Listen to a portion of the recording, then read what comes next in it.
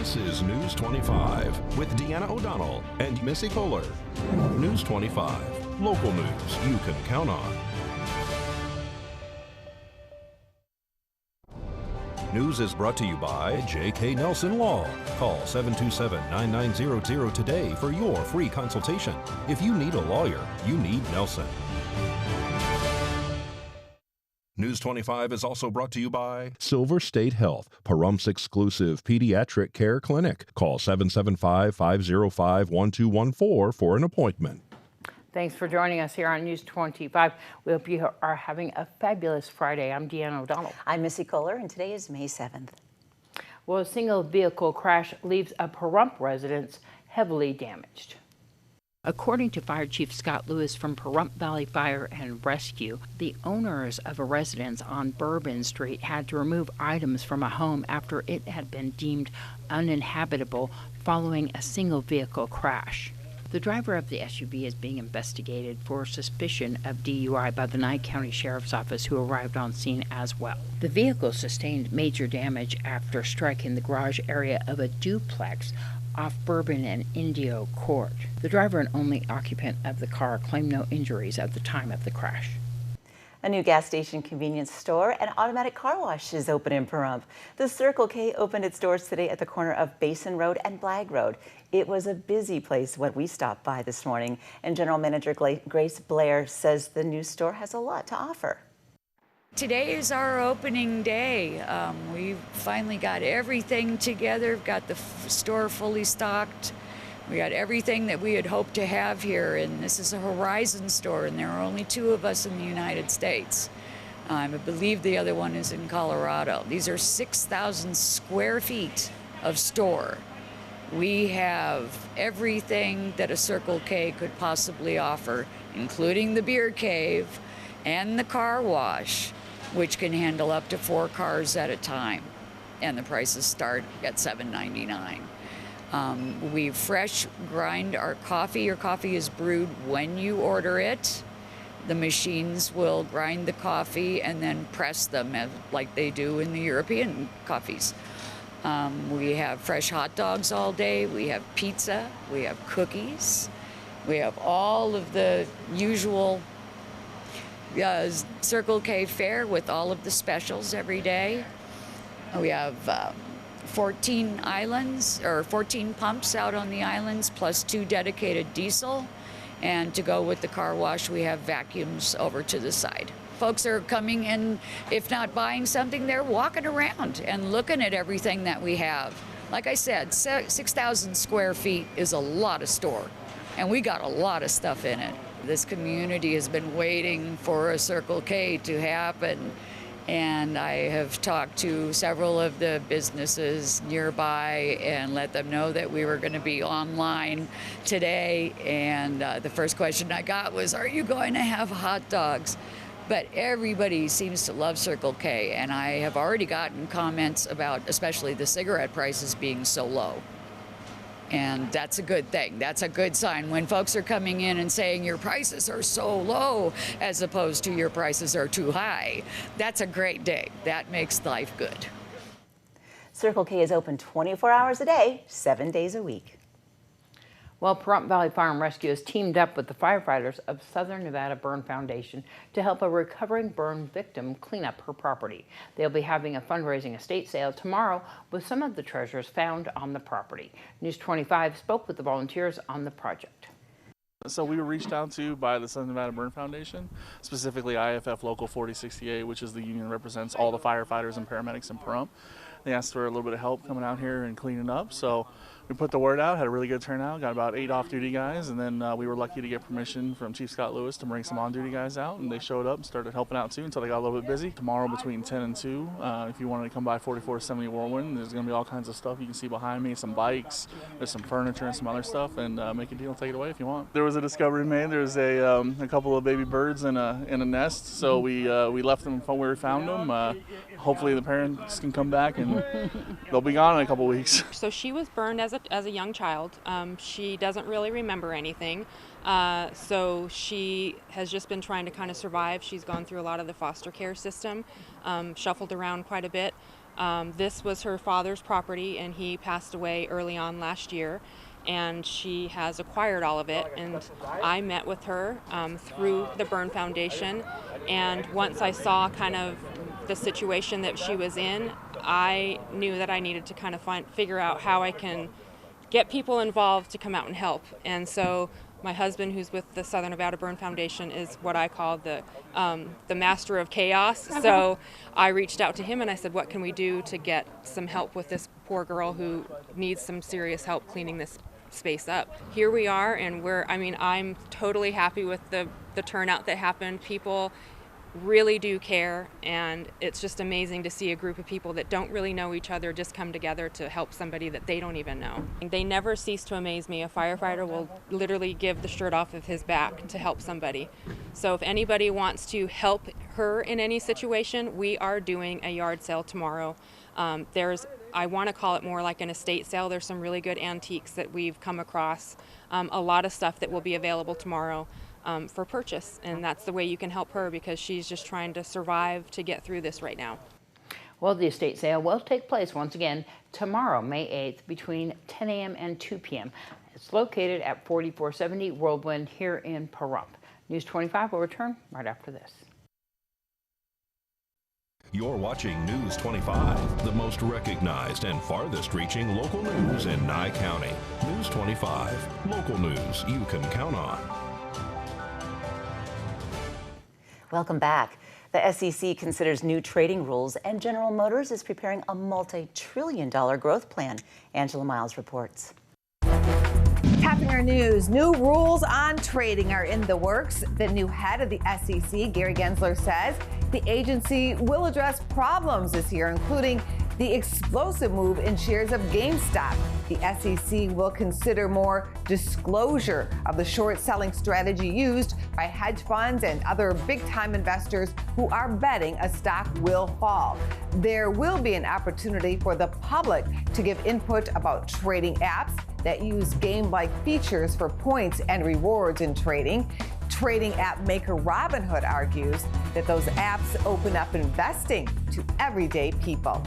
General Motors is ramping up for a multi-trillion-dollar growth plan. The automaker's business plan now includes an innovation division to identify $1.3 trillion in new market opportunities, $8 trillion worth of opportunities in the autonomous vehicle market. Thanks, Angela. Well, a Pahrump woman is arrested for violating a temporary protective order, but an investigation by the Nye County Sheriff's Office points them in a different direction and leads to the arrest of another woman who is now facing charges in connection with the case. The Nye County Sheriff's Office says a man reported being stalked and receiving text messages from his ex-girlfriend. The man had a temporary protective order against the ex-girlfriend, and because of the alleged stalking, the ex-girlfriend was arrested for violating that protective order. Investigators say the ex-girlfriend was adamant that she did not send the text message in question and that she was being set up by someone. The Sheriff's Office says detectives followed up by conducting an in-depth electronic investigation into the text messages, and it says that investigation ultimately revealed that the individual who had assumed the ex-girlfriend's identity and was doing the stalking through electronic means was 32-year-old Tony Boner of Pahrump. Detectives say Boner was identified as the victim's current girlfriend. Boner allegedly used a text messaging app that allowed her to send messages from what appeared to be the ex-girlfriend's phone number. The stalking had been going on since February, and it's what led the victim to get the protective order against the ex-girlfriend. The Sheriff's Office says detectives interviewed Boner, during which she admitted to being the one texting the victim and others pretending to be the victim's ex-girlfriend. Detectives say she was doing this because of jealousy and concerns about their prior relationship. Boner was arrested and is facing 3 charges: obtaining and using personal information of another to harm or impersonate a person, malicious prosecution, and aggravated stalking. The Sheriff's Office says it has advised the district attorney to seek a dismissal of the allegations against the ex-girlfriend. Things got a little heated at the May 4th Board of County Commissioners meeting between Nye County District Attorney Chris Arabia and Commissioner Leo Blundo. Blundo has been very vocal about lifting the mask mandate in Nye County, despite that not being part of the control handed back to the county. Local authority over COVID-19 restrictions has been granted to all of Nevada's 17 counties on May 1st. But per the governor's office and aligning with CDC guidelines, masks remain mandatory at indoor public places and outdoors if you're in a big crowd. Blundo continued to argue this point and the particulars of the CDC guidelines, stating when you should and when you must wear a mask. During Commissioner's comments, he asked for answers from the district attorney's office and the county manager for what he perceived as conflicting information from the CDC and the governor's office. The governor now recognizes and has said, these directives point at that, and that's what it says there. So why are we doing something that's conflicting? So I'm looking at you guys, and I'd like some answers on that. Would it be too much to ask that we actually have a legitimate amount of time to research that and get an answer? Because frankly, your interpretations of the law are not the same as the lawyers who the county employs to give legal opinions. And so when there's a discrepancy like that, it might make sense to let us take a look at it rather than ambush us in the middle of a comment period. Thank you. Just trying to line everybody up and get everyone on the same page. So if we have a chance to do the research, we'll have an opinion.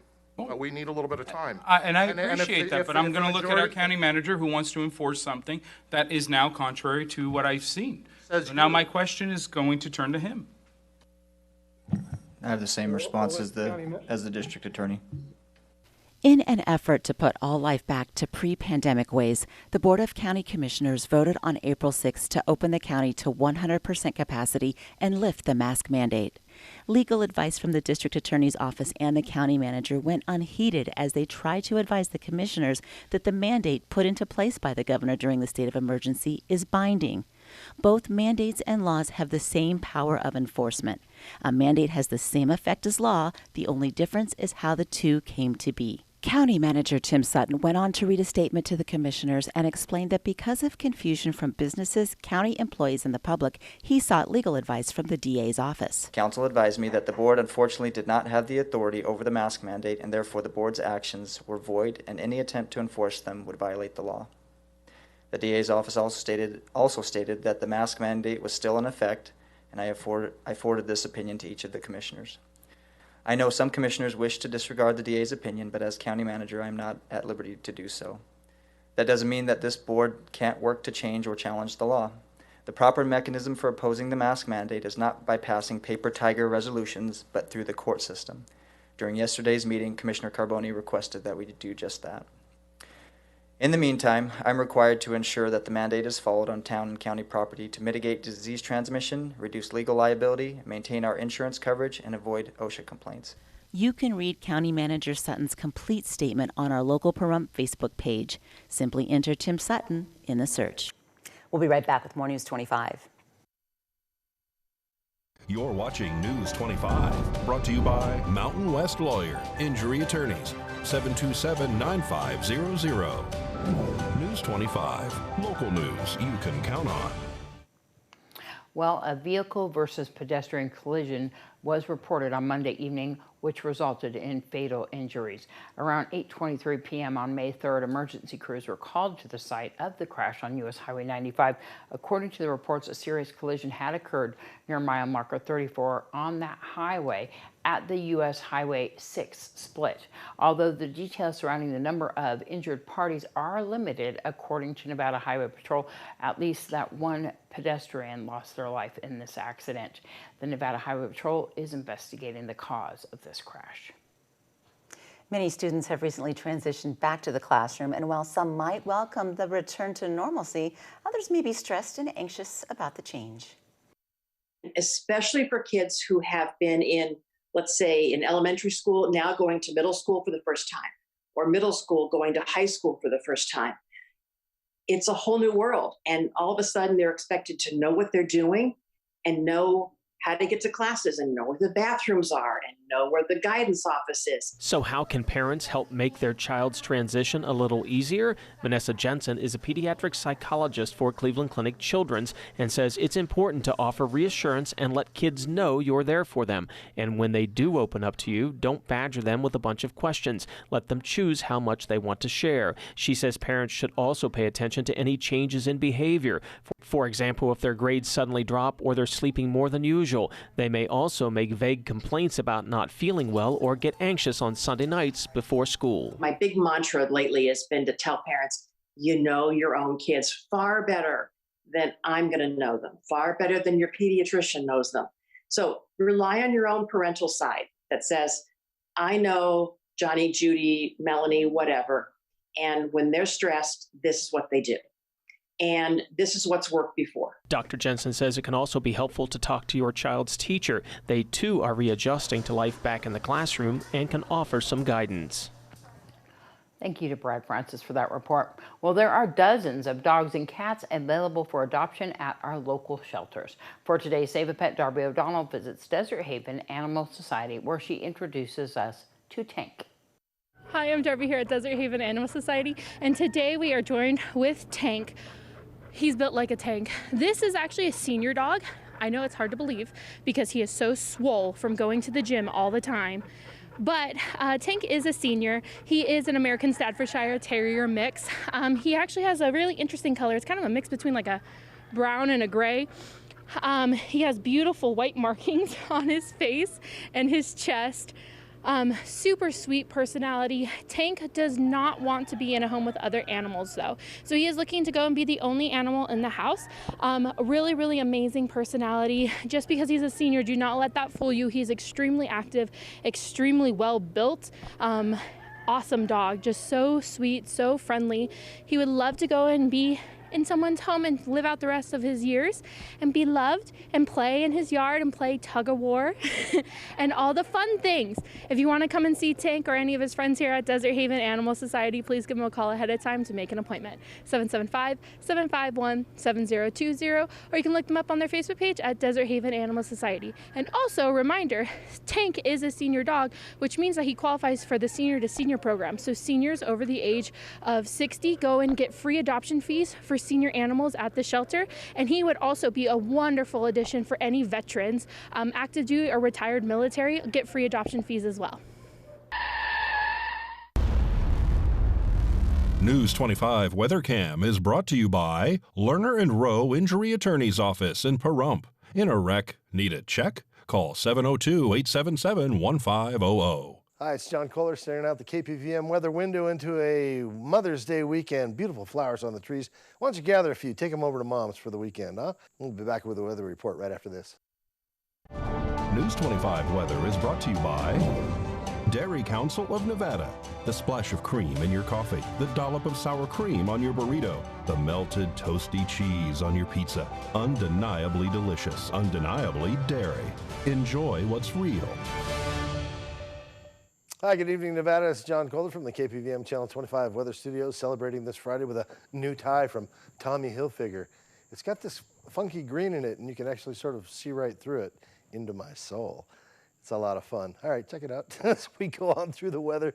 Fernley Fallon, you're looking at about 75 degrees. Carson City, a little bit cooler, along with Tonopah, staying comfortably in the mid-70s. Beatty, Amargosa, Las Vegas, heating it up. Las Vegas all the way up to 93 degrees. Check out Death Valley at 103, and here in the paradise of Pahrump, where the air is pure, the grass is green, and 9 out of 10 old men look just like Santa Claus. It's 88 degrees. 89 was our high today. We had some wind kind of this afternoon. It was pretty serious, 20 miles per hour. And the sun rose this morning gloriously at 5:44. It'll set this evening. Check it, 7:39 p.m. It's going to be beauty. 59 degrees is where we're heading tonight. Winds continue to buffet us a little bit out of the east to 18 miles per hour. But check this out as we head on into the week. Well, tomorrow, yes, still some wind, but it looks like it's dying down quite a bit on Sunday. Temperatures staying reliably in the mid-80s, and then Wednesday, somebody's kicking it up a notch. It's like the Emerald weather report. Bam! Suddenly 6-8 degrees, a little bit warmer. Clear skies throughout the week. Winds staying kind of moderate, about 10, 12 miles per hour. It's going to be a nice week and a beautiful weekend. Once we get past Saturday and the winds, I think we're all in the clear. So there you go. There's your weather report. Back to the desk on a Friday. It's Missy Indiana. Thanks so much, John. Well, we do want to say congratulations to Dr.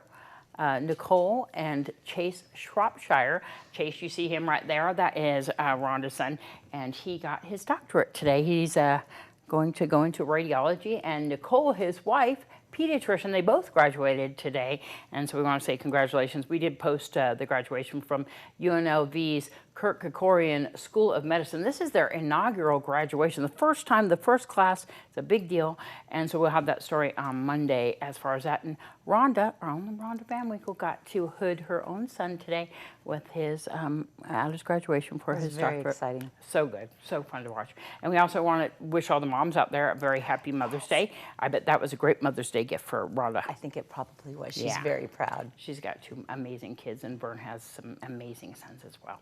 Anyways, we hope you have a wonderful Mother's Day. To all the moms out there, wishing you the very best. Relax, have a good day. We'll see you back here on Monday.